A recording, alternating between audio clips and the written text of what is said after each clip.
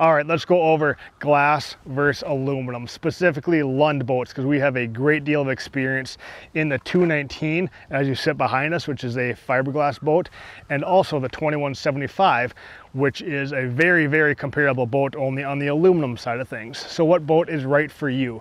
And now to preface all of this, kind of, the fish don't care what color your boat is, what brand boat you have, how big the motor is on the back of the boat. The fish don't care, right? It's all personal preference, what works for you. How does your style of fishing, how does your style of boating kind of blend in with the specific boat and what the strengths and weaknesses are of that specific boat. For us, we fish a lot of big water, but there's also times that we love to bass fish, we love to pike fish, we love to walleye fish in rivers in 2 feet of water. We also like to go to Lake Superior 40, 50, 60 miles at times. For us, the 219 does that job perfectly. There are some drawbacks to the fiberglass boat though, compared to an aluminum boat. Last year we ran the 2175, fantastic boat. We've had about 5 or 6 of the 219s now, so we're going to go into detail a little bit on how the glass versus aluminum kind of compares and contrasts. And we'll go over a couple of quick hits here for those of you that don't have patience to watch the full video. We'll just go over some of the main similarities and differences right now, and then we're going to take the boat out of the water and go more into detail on all those similarities and differences. So a few differences: you're going to sit more forward in the 2175 versus the 219. The front deck on the 219 is a lot bigger. Both are going to take a 400 horsepower motor. The gunnels on the 219 are a lot smaller. You're gonna have wider gunnels on the 2175. So if you opt to use accessories that do not go in the Lund Sport Track system, there may be a few challenges when mounting items like Trax Tech onto your gunnels. Another difference is wave deflection. I feel like the 219 is gonna shoot that wave spray down. The 2175 is a little bit more of a wet ride in waves, especially if you're sitting in the back of the boat. Storage in the 2175 is mind-blowingly fantastic. I found that I did not use any storage in the front bow area. Everything, all my storage, all my lures, all my tackle, all my planer boards, like everything was stored behind the windshield, which is very nice. I mean, it just lays out perfectly. It's a great boat. Another advantage to aluminum: if you bump a rock in the 219, let's say you're going a mile an hour, you bump a rock, you're gonna have about $2,000 of fiberglass repair damage. So let's just say that if you bump a rock in an aluminum boat, nothing's gonna happen, right? It's gonna be fine. So if you like to beach your boat, if you live on a rocky lake, if you like to, you know, don't wanna have to worry about bumping into a rock, I'd go aluminum, because it can get pricey bumping a rock with the 219. So those are some of the main similarities and differences. Let's get this boat on the water and go into detail more about each of these. So we are back in glass for the 2022 season. Again, both are very capable boats, and in terms of being in big waves, I feel like they can equally handle like a 3-foot wave, right? Like they can both perform. They're both, one is not less safe than the other. Maybe that's how you put it. The main difference though, or the main reason why we came back to glass, is just for the dry ride. I mean, the ride out of this 219 is just incredibly dry in waves. So that 2175, you would take a little bit of spray over, and you would get some spray, you know, for the 2 people sitting back here, you would get some spray. So again, that's the main reason why we came back to the 219.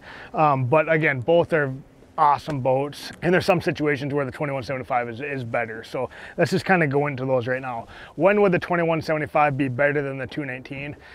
If you had a cabin, if you lived on a lake where you like to beach your boat, let the dogs out for a swim, you know, let the kids off, like all that type of recreation type stuff, where it doesn't matter if you bump a rock, it doesn't matter if you drag her up on the sand. Yes, you can probably do that with the glass boat as well, but you know, if you bump a rock in a glass boat, you're going to be looking at, you know, $1,000 to $2,000 and plenty more for gel coat or fiberglass repair. So that's the main reason. I mean, again, both are very capable boats. The 219 is 700 pounds heavier than the 2175. That 2175 pops up on plane in no time, especially with the 400. Like it's like a race car. It's very responsive to throttle.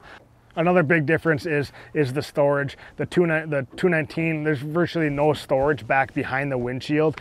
You have kind of a garbage can right here and your power steering pump on the other side where I keep some rod holders and stuff, but there's virtually no storage behind the windshield.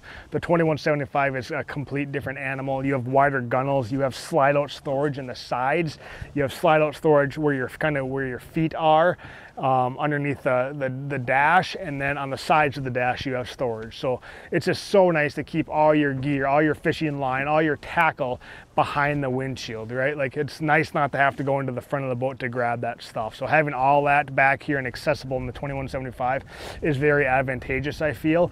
But at the same time, you know, being in the 219 here and just kind of a nice clean look. We don't have, you know, we order our boats with no side storage containers just so we can get right to the gunnels. We can get to these downriggers. We can get to the side of the boat. It just opens it up back here, and it's truly a troller's paradise. I mean, it's a dance floor back here, and there's a lot of room to work, and it's just nice having this fresh, clean look, and this is complete open space. So, and also in the 2175, you sit a lot more forward. The front deck is a lot smaller, so I feel like the 2175 is more responsive to waves. And how can I describe that a little bit better? I think just because you sit more forward and the boat's 700 pounds lighter, I feel like the boat reacts to waves a little bit more. Like, you'll dip down and come back up. Whereas the 219, you sit farther back, it's 700 pounds heavier. I feel like the boat just kind of mows over them a little bit, and you don't dip, you don't have those little dips and rises with your ride for the 219 compared to the 2175. That's a huge difference. The front deck on this 219 is massive. Like, you can cast, three guys can stand up there and jig fish or cast for bass or pike or whatever. Like, the front deck on the 2175, like, I would not put 3 guys up there. And another reason why we came back to the 219 is mounting accessories. For how we fish and what we do using the Lund Sport Track system, it's not something that I prefer. You know, big downriggers, 12-pound balls, heavy planer board, snap weights, leg cord, like, we're running heavy gear. If I was strictly a walleye fisherman and I trolled with monofilament line and 12-pound test, and, you know, I didn't troll with downriggers, like, I definitely utilize the Lund Sport Track system. It's awesome, it's great. But for how we fish and what we do, I like to use accessories. So we have our Trax Tech bases here that where we mount our downriggers, and we have our Superior Fishing Products rod holders that slide into these tracks. Mounting these track systems on the fiberglass boat is so much more easy than mounting them on the aluminum boat with the wider gunnels. There's no flex, there's no give, everything is rock solid drilling into the fiberglass. With the aluminum, you have the wider gunnels, there can be a little bit of play in there, and you do need to install some supports under there. So mounting accessories such as downriggers, rod holders, tracks, it's more advantageous to be in a fiberglass boat to mount accessories like that. Again, if you strictly walleye fish, you know, this isn't even a topic of conversation, but for Great Lakes guys, for, you know, just trolling heavy stuff, like, I'd highly recommend going the fiberglass route. So now let's kind of talk about how these boats are similar. You know, over 21 and a half feet, both of them are 15 horse kicker, 400 Verados, you know, everything's the same there. 5 battery system, everything's, you know, that's all the same. With a full load, you know, 4 people, full live well, you know, you can get up on plane and do over 60 miles an hour with both boats. Not that top end speed really matters too much, but you know, both boats can do over 60 miles an hour with a full load, all your gear, 4 people, and a full live well. So that's pretty cool to see. Again, both boats are equally as capable in big water. I feel like your ride's gonna be a little bit more dry and solid with the glass boat, as we mentioned earlier, but both can be in just as big of waves in my mind, in our opinion. Again, we spend a lot of time on big water. We spend a lot of time in the glass boat. We spend a lot of time in the aluminum boat.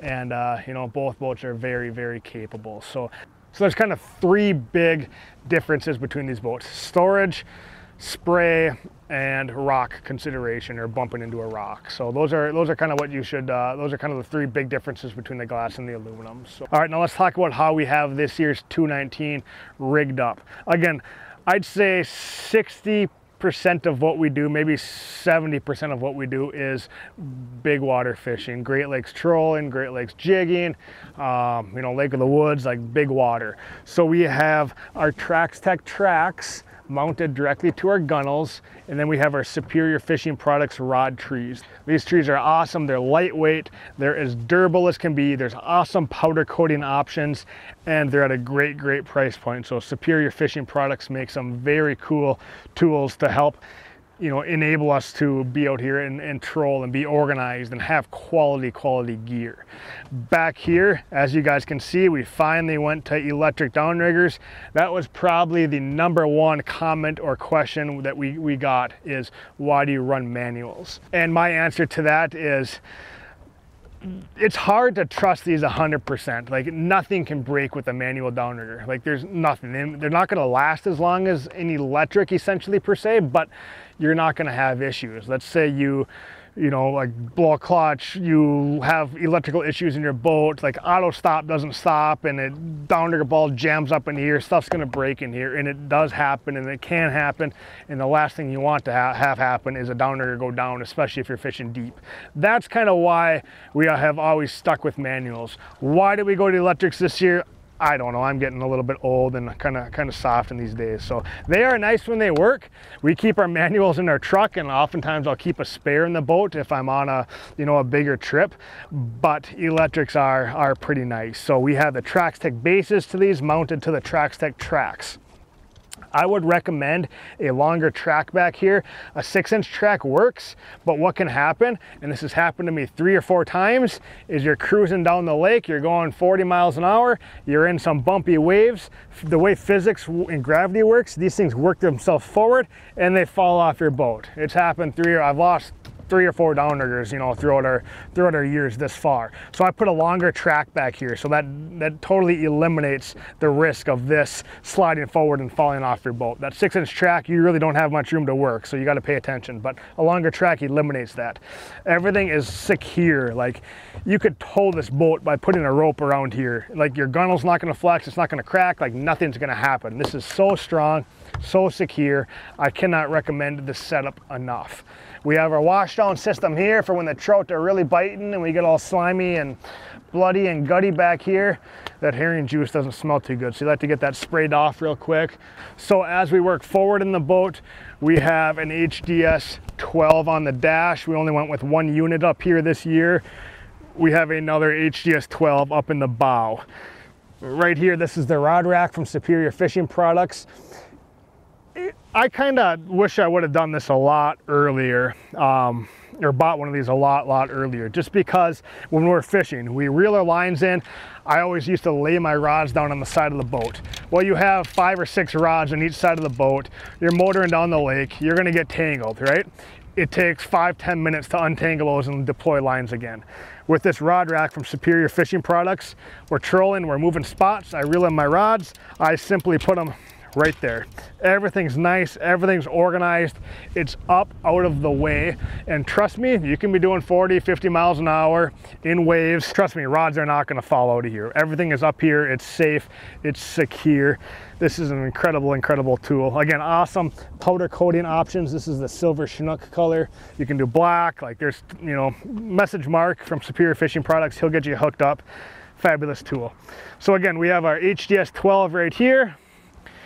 And we have kind of a little 6-inch track right there for our live scope if we ever have live scope going. And then we have our Terova. I'm a fan of the Terova over the Altera just because it works, like it's not going to break. So yeah, that's just kind of an overview of how we have our boat. I mean, this 219 fishes so good, it fishes so efficient, and it just enables us to do everything from being way out on Lake Superior to being in a back bay in 1.5 feet of water catching big pike. Like, the 219 can truly do it all.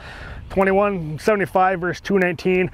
Truly, one boat's not better than the other. It all comes down to what you do, how you fish, kind of what environment you spend most of your time in. Both are fantastic fishing platforms, superior build quality. We love the Verados on the back. Like, we've had no issues, knock on wood, with Verados over the past 6-7 years, like nothing, no issues whatsoever. And, you know, again, with their boats too, like everything's rock solid.